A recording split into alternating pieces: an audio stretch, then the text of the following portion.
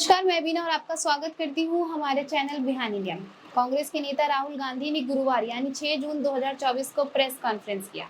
राहुल गांधी ने prime minister Narendra Modi, home minister Amit Shah, finance minister Nirmala Sitharaman पर गंभीर आरोप लगाया है।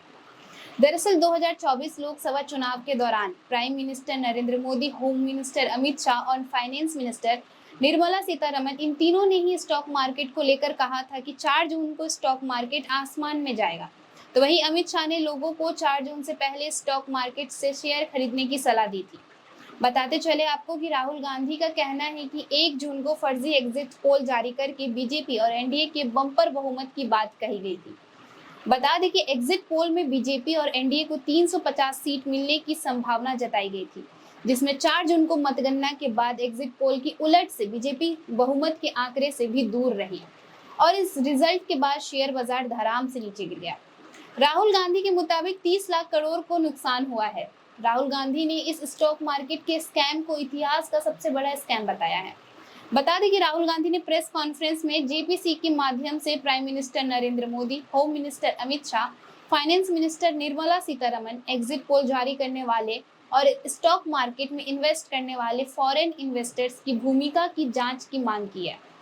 आइए सुनते हैं और क्या कुछ कहा है उन्होंने। कि आज हम बड़ी इम्पोर्टेंट चीज़ के बारे में आपको कहना चाहते हैं। पहली बार हमने नोट किया कि चुनाव के समय प्रधानमंत्री ने, होम मिनिस्टर ने और फाइनेंस मिनिस्टर ने स्टॉक मार्केट पर टिप्पणी दी। प्रधानमंत्री ने 2-3 बार, 4 बार देश को कहा कि स्टॉक मार्केट तेजी से आगे बढ़ने जा रही है। होम मिनिस्टर ने सीधा कहा कि 4 जून को स्टॉक मार्केट आसमान में जाएगी, लोगों को खरीदना चाहिए। और यही मैसेज फाइनेंस मिनिस्टर ने दिया। फर्स्ट, ये आज थोड़ा हम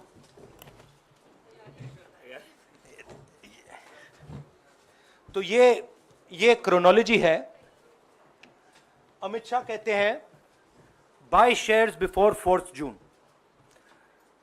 19 में नरेंद्र मोदी जी कहते हैं stock market will break records on June 4। फिर 28 मई को रिपीट करते हैं। 1 जून मीडिया झूठे एग्जिट पोल रिलीज करती है। बीजेपी का ऑफिशियल जो इंटरनल सर्वे था वो उनको 220 सीट दे रहा था। तो ये इंफॉर्मेशन बीजेपी के लीडर्स के पास था। इंटेलिजेंस एजेंसीज ने 200 और 220 के बीच में सरकार को बताया था कि उनकी सीट्स आ रही हैं। 3 जून को स्टॉक मार्केट सारे रिकॉर्ड तोड़ देता है और 4 जून को खटाक से स्टॉक मार्केट अंडरग्राउंड चला जाता है। अगला स्लाइड दिखाइए जरा। ये देखिए 31 मई massive stock activity, more than double what was there on 30th, more than double what was there on 29, 28। ये अनोमली देखिए। ये कौन लोग हैं? ये वो लोग हैं जो जानते हैं कि कोई ना कोई घपला हो रहा है। हजारों करोड़ रुपए यहां पे इन्वेस्ट हुए हैं, फॉरेन इन्वेस्टर्स ने इन्वेस्ट किए हैं और उसके बाद 30 लाख करोड़ रुपए का लॉस होता है। किसका लॉस होता है? रिटेल इन्वेस्टर्स का लॉस होता है। तो ये जो आप देख रहे हैं हिंदुस्तान की स्टॉक मार्केट की हिस्ट्री का सबसे बड़ा स्कैम है और इसके बारे में हम कुछ सवाल पूछना चाहते हैं। पहला सवाल, why did PM&HM give specific investment advice to the 5 crore families investing in the stock market? Is it their job to give investment advice? Second, why both interviews were given to the same media house owned by the same business group, which is also under SEBI investigation for manipulating stock market? Third, what is the connection between the BJP, the fake exit pollsters, and the dubious foreign investors who invested one day before the exit polls were announced and made a huge profit at the cost of 5 crore families? We demand a JPC into this. We are absolutely convinced that this is a scam. Somebody has made thousands of crores of rupees at the cost of Indian retail investors, and the Prime Minister and the Home Minister have given an indication to buy. And this is a criminal act. So we demand today a joint parliamentary committee to investigate this. मैं हिंदी में बोल देता हूं।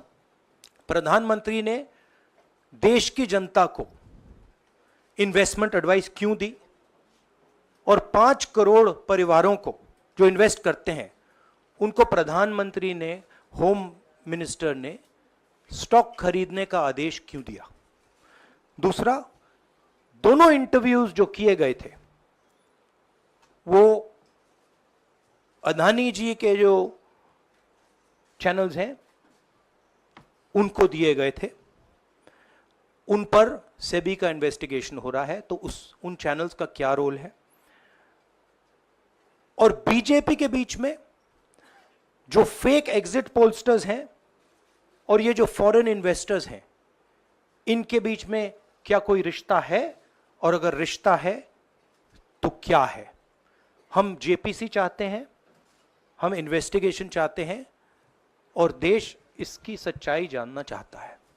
राहुल जी, इससे पहले भी आपने Adani issue पे जेपीसी पिछली लोकसभा में मांग की थी, तो क्या आप चाहेंगे कि ये इशू और हिंडनबर्ग इशू दोनों कंबाइन हो और दोनों की जांच हो?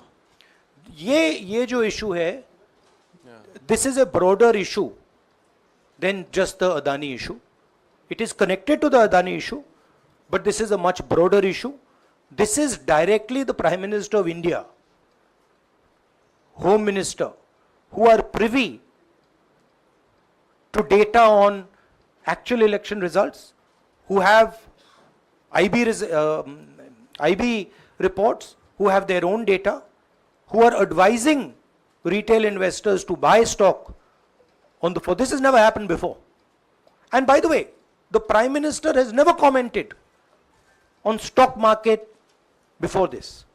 This is the first time the Prime Minister has commented, very interestingly, and multiple times, one after the other, saying that stock market is going to boom, stock market is going to boom, stock market is going to boom. And at the same time, he has information that the exit polls are wrong. He has information that he knows what is going to happen because he has IB data and he also has his own party data. हाँ जी रवि, कई चैनलों ने मिलकर ये सब चीज़ किया है, जिस तरह से एग्जिट पोल करके लोगों को गुमराह किया है, जिस तरह से शेयर बाजार में सारा कुछ हुआ है। जी न्यूज़ ने भी इस मामले को उठाया है और बताया है, और आपके कहने का सीधा अर्थ है कि अडानी को इसका फायदा उठाने के लिए किया गया है? नहीं, मेरा कहने का ये अर्थ है कि उसमें अदानी इन्वॉल्व हो सकता है, मगर ये अदानी से बहुत बड़ी चीज़ है। इसमें बीजेपी के सबसे बड़े नेताओं ने कहा है, रिटेल इन्वेस्टर्स को मैसेज दिया है कि आपको स्टॉक खरीदना चाहिए। उनके पास इंफॉर्मेशन थी कि एग्जिट पोल्स गलत हैं, उनके पास इंफॉर्मेशन थी कि बीजेपी को फुल मेजॉरिटी नहीं मिलने वाली है, और वो जानते थे 3 जून को और 4 जून को क्या होने वाला है। कितने का? 30 लाख, कितना 30 लाख करोड़ का नुकसान हुआ है? कितने का? 30 लाख करोड़ रुपए का नुकसान हुआ है, और हजारों लाखों करोड़ रुपए का चुने हुए लोगों को फायदा हुआ है। और हम इंक्वायरी चाहते हैं प्रधानमंत्री पर, होम मिनिस्टर पर, जिन्होंने एग्जिट पोल किया उन पर, और ये जो फॉरेन इन्वेस्टर्स हैं। एक minute Sanjeev. Rahul ji, you've talked about, are you alleging the involvement of the Prime Minister and the Home Minister? Yes. And whose money is it? Yes, Are you that, saying that it is what I their am money? saying. I am saying that people very high up in the BJP have carried out this scam. I am saying they had partners who carried out these exit polls. We would like to know if these exit polls were actually carried out, if people were actually sent out, and we'd also like to know the methodology of these polls. We'd like to understand who these investors are. We have some sense of who these investors are. So we are not just speaking out of the air. We are confident that if an investigation is done, interesting things will be revealed. And we think the Prime Minister and Home Minister are directly involved in this. Companies की भी आपको लगता है जांच होनी चाहिए जिनके share बहुत अप गए, जिनके सबसे ज्यादा शेयर खरीदे गए और जिनके शेयर उसके बाद में बीच में बेचे भी गए, तो उन कंपनीज का भी को भी इस दायरे में आना चाहिए, आपको लगता है? हमारा कहना है कि यहाँ पे बड़ा क्लियर है कि स्कैम हुआ है। प्रधानमंत्री ने डायरेक्टली कहा है, होम मिनिस्टर ने डायरेक्टली कहा है, इंडिकेट किया है जनता को कि स्टॉक मार्केट ऊपर जाएगी। होम मिनिस्टर ने तो साफ कह दिया कि खरीदना चाहिए। और जब प्राइम मिनिस्टर और होम मिनिस्टर और फाइनेंस मिनिस्टर ऐसी बात करते हैं तो उसका रिएक्शन आता है, लोग उसको बिलीव करते हैं। तो बिल्कुल क्लियर है कि इन तीन लोगों ने कहा है। यह भी क्लियर है कि इनको मालूम था कि रिजल्ट 400 का नहीं है, 300 का भी नहीं है। तो ये हम पता लगाना चाहते हैं, उसमें आप जो कह रहे हो वो भी शामिल है।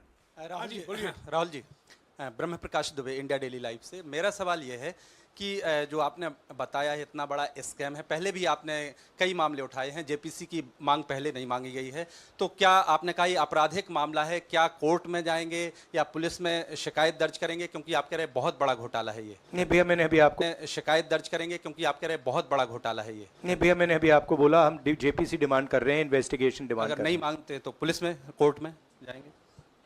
जो भी करना है करेंगे, बट हम आपको ये इंफॉर्मेशन दे रहे हैं कि ये जो हुआ है ये नॉर्मल चीज नहीं है।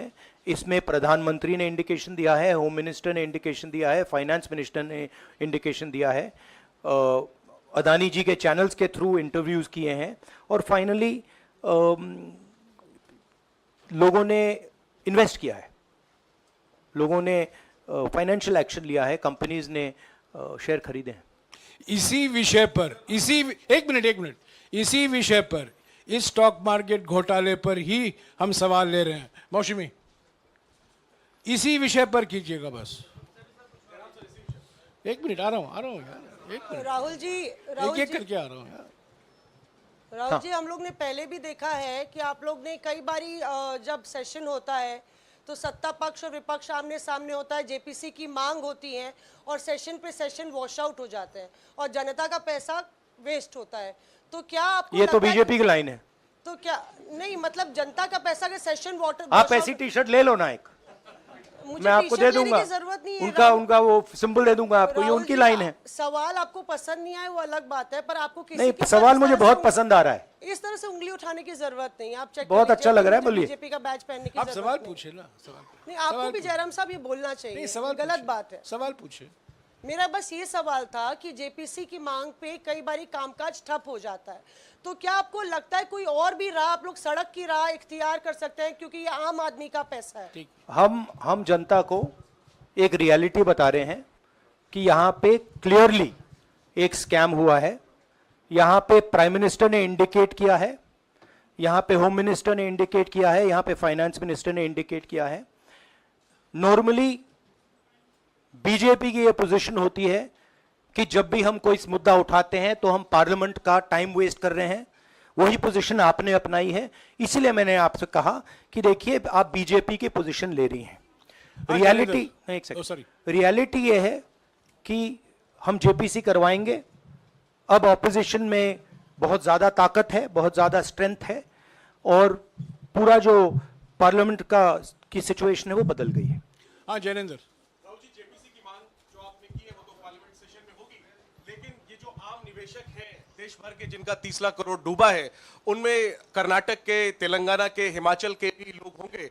तीनों राज्यों में आपकी सरकार है, क्या राज्य की जो जांच एजेंसी है उसके जरिए आप जो उन राज्यों के निवेशकों का कम से कम पैसा डूबा है, ये जो आप पूरे नेक्सस की बात आप कर रहे हैं, गुमराह करने की बात कर रहे हैं, क्या वहां से कोई कार्रवाई की हम उम्मीद कर सकते हैं? सोचा जा सकता है, बट ऐसी चीज के लिए शायद जेपीसी सही औजार होगा।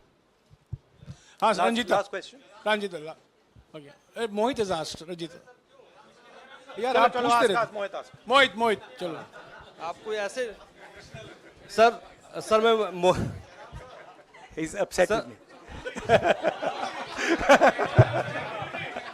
सर मैं मोहित आपने चमत्कार किया, पूछ लीजिए।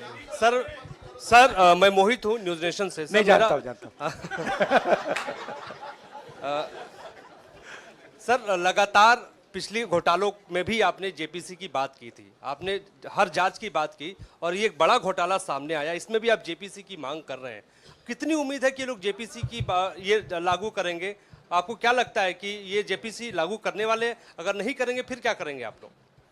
नहीं, हम प्रेशर लगाएंगे, डालेंगे, बट मुझे लगता है कि जो पहले राजनीतिक सिचुएशन थी, जिस इम्प्यूनिटी के साथ प्रधानमंत्री पहले काम करते थे, मुझे लगता है वो अब खत्म हो गया है, तो दूसरा नतीजा आएगा। राहुल जी ये आखिरी है क्या और दो लेंगे? ये आखिरी है। आखिरी। जिन उद्योगपतियों का नाम आप हमेशा लेते रहे हैं, चुनावी जो रैलियां रही हैं उसमें भी और उसके बाद भी, क्या आप कहना चाहते हैं कि सरकार ने मदद की है उन उद्योगपतियों को और अमीर बनाने में? नहीं, मैं कह रहा हूं, मैं सिर्फ सरकार की बात नहीं कर रहा हूं, मैं दो इंडिविजुअल्स की बात कर रहा हूं। प्रधानमंत्री ने और हिंदुस्तान के सब रिटेल इन्वेस्टर्स जिनको नुकसान हुआ है, मैं आपसे बोल रहा हूं, आपको यह बात समझ आ जाएगी। आपका पैसा गया है, आपकी कमाई गई है, आपको नुकसान हुआ है, और इसमें करोड़ों युवा हैं जो ईमानदार हैं। तो नरेंद्र मोदी जी ने, अमित शाह जी ने आपको मैसेज दिया कि 4 तारीख को स्टॉक मार्केट आसमान छुएगी, और आपने उन पर भरोसा किया। मगर सच्चाई यह थी कि नरेंद्र मोदी को मालूम था कि 4 जून को स्टॉक मार्केट आसमान नहीं छुएगी। 4 जून को स्टॉक मार्केट का जबरदस्त नुकसान होने जा रहा है, क्योंकि उनके पास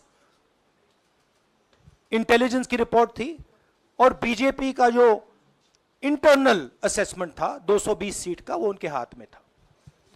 तो मेरा ये सवाल है, और मैं आपसे इन्वेस्टर से कहना चाहता हूं कि आपको जो चोट पहुंची है, जो आपको दर्द हुआ है, वो चोट नरेंद्र मोदी जी और अमित शाह के बयान ने आपको पहुंचाई है। और हजारों करोड़ रुपए किसी ना किसी ने चोरी की है, वो आपके जेब से गए हैं, रिटेल इन्वेस्टर्स के जेब से गए हैं। तो मैं चाहता हूं, आपके लिए बोल रहा हूं, मैं आपके लिए बोल रहा हूं कि इन्वेस्टिगेशन होना चाहिए, पता लगाना चाहिए कि प्रधानमंत्री जी ने, होम मिनिस्टर ने आपको यह गलत इंफॉर्मेशन क्यों दी, और ये कौन लोग हैं, इन्वेस्टर्स जो हैं, फॉरेन इन्वेस्टर्स हैं, जिन्होंने इस दिन फायदा उठाया। ये देखिए ग्राफ है, ये रेड चार्ट जो है, इसको देख लीजिए। ये नॉर्मल ट्रेडिंग है, ये नॉर्मल ट्रेडिंग है, ये ग्रे वाली नॉर्मल ट्रेडिंग है, और ये जो ट्रेडिंग है ये अबनॉर्मल ट्रेडिंग है, ये 2-3 गुना है, और फिर ये हुआ है नुकसान। तो ये नरेंद्र मोदी जी और अमित शाह से मैं पूछ रहा हूं कि आप में इसमें आपका क्या रोल था, और रिटेल इन्वेस्टर्स के लिए पूछ रहा हूं, आपकी मदद करने के लिए पूछ रहा हूं, और इन्वेस्टिगेशन होगा तो आपके लिए होगा। धन्यवाद। अगर आपको हमारा वीडियो पसंद आया हो तो बिहान इंडिया के चैनल को लाइक कीजिए, सब्सक्राइब कीजिए और अपने परिवार और अपने दोस्तों के साथ शेयर करना ना भूलें। साथ ही हमारा बेल आइकन भी जरूर दबाएं और हमारा चैनल ट्विटर, फेसबुक और यूट्यूब पे है, तो तीनों जगह अपना सपोर्ट जरूर दिखाएं।